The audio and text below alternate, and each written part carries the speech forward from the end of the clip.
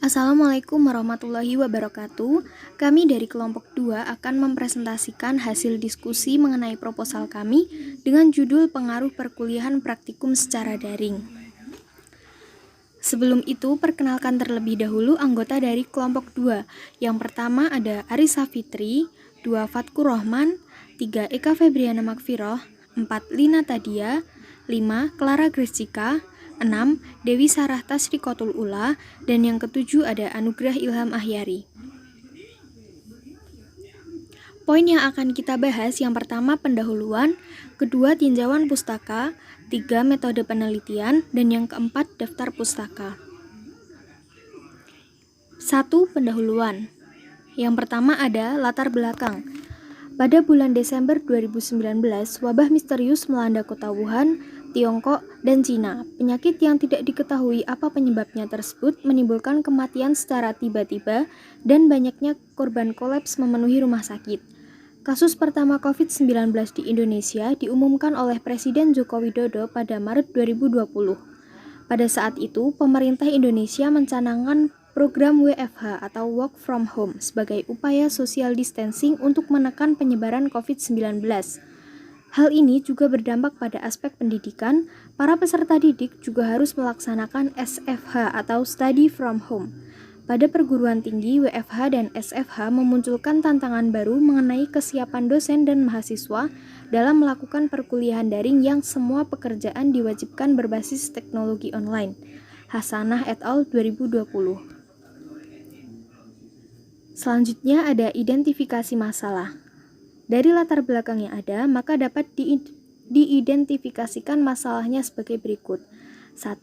Praktikum secara daring dinilai kurang efektif. 2. Materi yang akan diterapkan pada saat praktikum tidak maksimal. 3. Keterbatasan alat dan bahan yang kurang memadai untuk melaksanakan praktikum. Selanjutnya ada batasan masalah.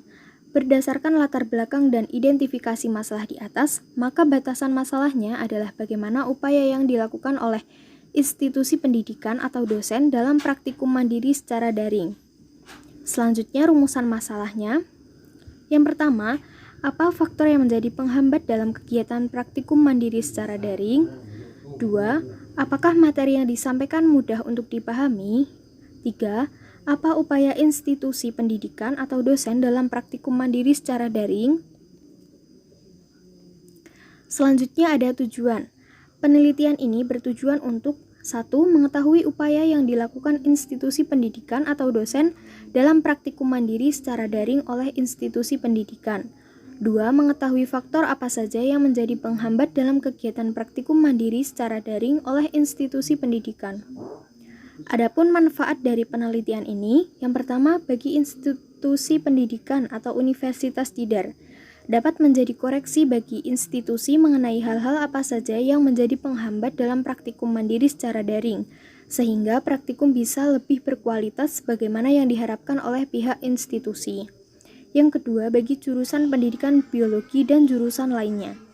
Dengan adanya penelitian mengenai praktikum mandiri secara daring ini, dapat memberi masukan dan observasi lebih luas dan lebih memadai. Poin yang kedua yaitu tinjauan pustaka. Penelitian ini merupakan penelitian yang membahas tentang pengaruh perkuliahan praktikum secara daring. Tinjauan pustaka atau kajian pustaka yang ada hubungannya dengan penelitian ini yaitu sebagai berikut.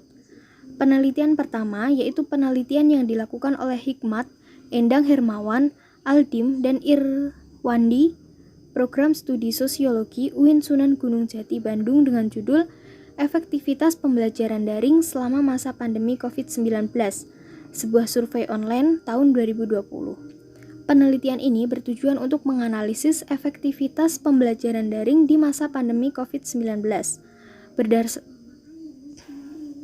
Berdasarkan hasil penelitian tersebut diperoleh kesimpulan bahwa pembelajaran daring hanya efektif untuk mata kuliah teori, sementara untuk mata kuliah praktikum dan mata kuliah lapangan tidak efektif dilakukan secara daring. Penelitian yang kedua yaitu penelitian yang dilakukan oleh Cindy Anggita Saputri Welasari, Program Studi Pendidikan Biologi Fakultas Keguruan dan Ilmu Pendidikan Universitas Muhammadiyah Surakarta dengan judul Efektivitas Pembelajaran E-Learning Mahasiswa Prodi Pendidikan Biologi FKIP Universitas Muhammadiyah Surakarta pada praktikum mikrobiologi selama pandemi COVID-19 tahun akademik 2019-2020 pada tahun 2020.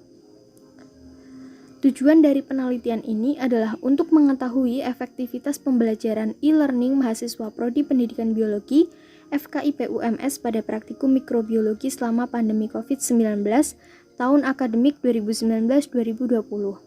Hasil penelitian secara keseluruhan dapat disimpulkan bahwa efektivitas pembelajaran e-learning mahasiswa Prodi Pendidikan Biologi FKIP UMS pada praktikum mikrobiologi selama pandemi tahun akademik 2019-2020 termasuk efektif atau 65,71%. Selanjutnya, penelitian ketiga ini masih meneliti pengaruh perkuliahan daring secara umum, belum terkhusus pada pembelajaran praktikum. Subjek dan metode yang digunakan pada penelitian ini adalah systematic review menggunakan database Google Scholar. Hasil pencarian yang memenuhi kriteria kemudian dilakukan analisis artikel. Didapatkan sebagian besar mahasiswa mengalami stres sedang dengan presentasi 38,57%, sebagian mengalami stres berat dengan presentasi 28,57%, dan stres ringan sebanyak 32,86%. Stresor yang paling menyebabkan stres yaitu kesulitan memahami materi secara daring dan kekhawatiran tertular COVID-19. Hasil penelitian menunjukkan adanya sikap positif mahasiswa yang merasa mudah melaksanakan kuliah praktikum online. Namun, sikap positif tersebut tidak mempengaruhi keinginan mahasiswa untuk melaksanakan praktikum secara online. Penelitian yang keempat dilakukan oleh Zuli Daima Ulfa dan Ujen Zainal Mikdar, Universitas Palangkaraya Indonesia yang berjudul Dampak Pandemi COVID-19 terhadap Perilaku Belajar, Interaksi Sosial, dan Kesehatan bagi Mahasiswa FKIP Universitas Palangkaraya pada tahun 2020. Penelitian ini bertujuan menganalisis perubahan belajar, sosial, dan kesehatan mahasiswa UPR. Penelitian merupakan riset kuantitatif. Simpulan penelitian adalah pandemi memberikan dampak negatif, yaitu mahasiswa kesulitan belajar secara teknis akibat perkuliahan online, namun banyak pula dampak positif, yaitu meningkatnya keterampilan terkait penggunaan teknologi, komunikasi sosial, dan perilaku kesehatan. Baik, saya akan melanjutkan presentasi dari Eka. Kerangka berpikir. A. Dampak. Pengertian dampak. Pengertian dampak menurut KBBI adalah benturan, pengaruh yang mendatangkan akibat baik positif maupun negatif. Pengaruh adalah daya yang ada dan timbul dari sesuatu, orang atau benda, yang ikut membentuk watak, kepercayaan atau perbuatan seseorang. Pengaruh adalah suatu keadaan di mana ada hubungan timbal balik atau hubungan sebab akibat antara apa yang mempengaruhi dengan apa yang dipengaruhi. Dampak secara sederhana biasa diartikan sebagai pengaruh atau akibat.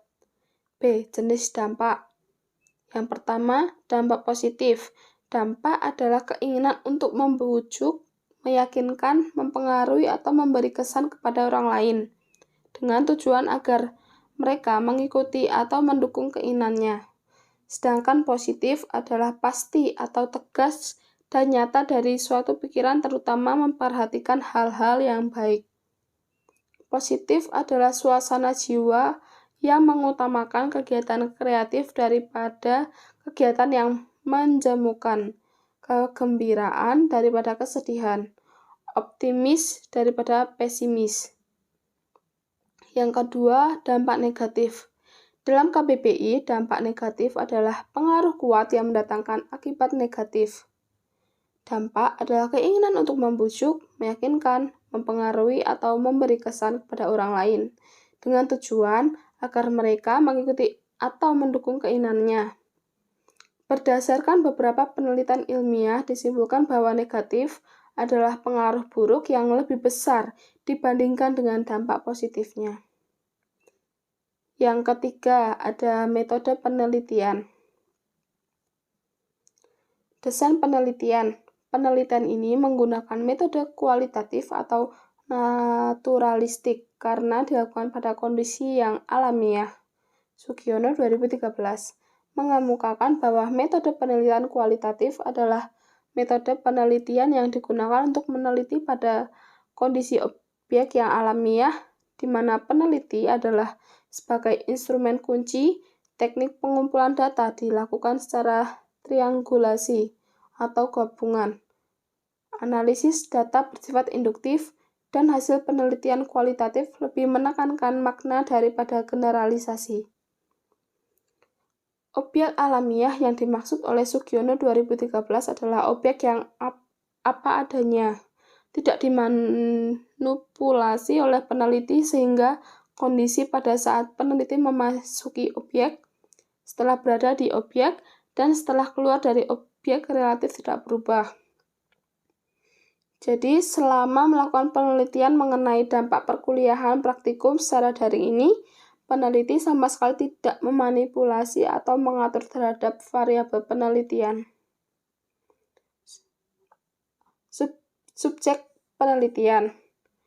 Penentuan subjek penelitian dilakukan dengan menggunakan teknik purposive sampling, yaitu dipilih dengan pertimbangan dan tujuan tertentu. Sesuai dengan tujuan dari penelitian ini, maka subjek penelitian dikhususkan pada mahasiswa. Adapun kriteria subjek dalam penelitian ini adalah: yang pertama, mahasiswa aktif di sebuah universitas. Yang kedua, memiliki mata kuliah praktikum. Yang ketiga, melaksanakan perkuliahan secara daring. Selanjutnya ada data dan sumber data. Data yang digunakan dalam penelitian ini menggunakan data kuantitatif. Data kuantitatif adalah jenis data yang dapat diukur atau dihitung secara langsung, yang berupa informasi atau penjelasan yang dinyatakan dengan bilangan atau berbentuk angka. Dalam hal ini, data kuantitatif yang diperlukan adalah jumlah responden dan hasil angket atau hasil kuesioner. Sumber data. Dalam penelitian ini, sumber data yang digunakan terdiri atas dua sumber data, yaitu sumber data primer, yaitu data yang langsung dikumpulkan oleh peneliti atau petugasnya dari sumber pertamanya. Adapun yang menjadi sumber data primer dalam penelitian ini adalah seorang mahasiswa. B. Sumber data sekunder, yaitu data yang langsung dikumpulkan oleh peneliti sebagai penunjang dari sumber pertama. Dapat juga dikatakan data yang tersusun dalam bentuk dokumen-dokumen. Dalam penelitian ini, kuesioner merupakan sumber data sekunder. Instrumen penelitian. Dalam penelitian kualitatif, yang menjadi instrumen atau alat penelitian adalah peneliti itu sendiri.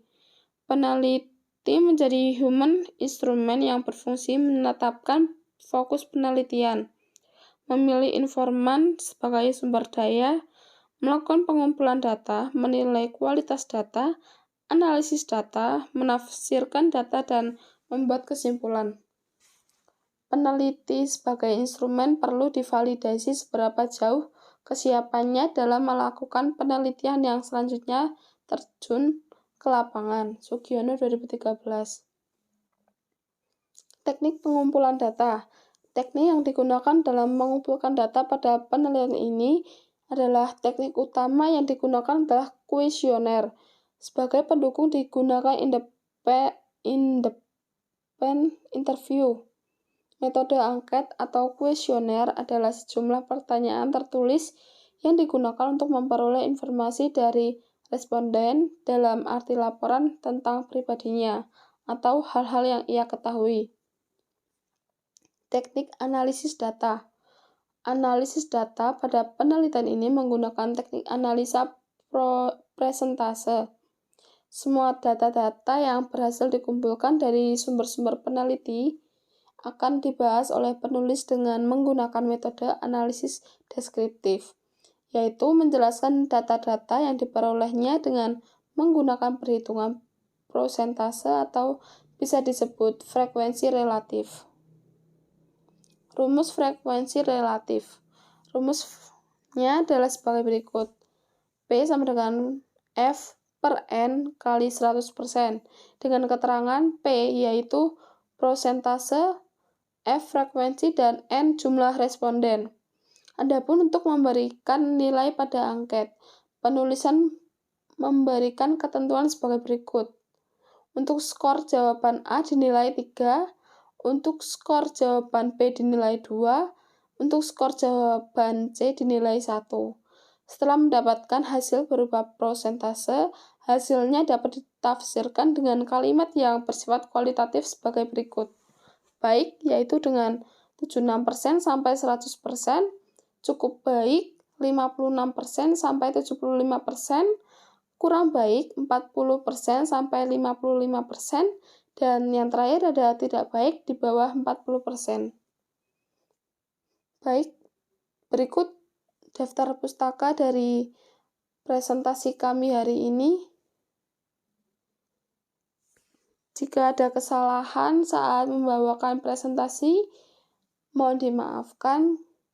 Kami mengucapkan terima kasih.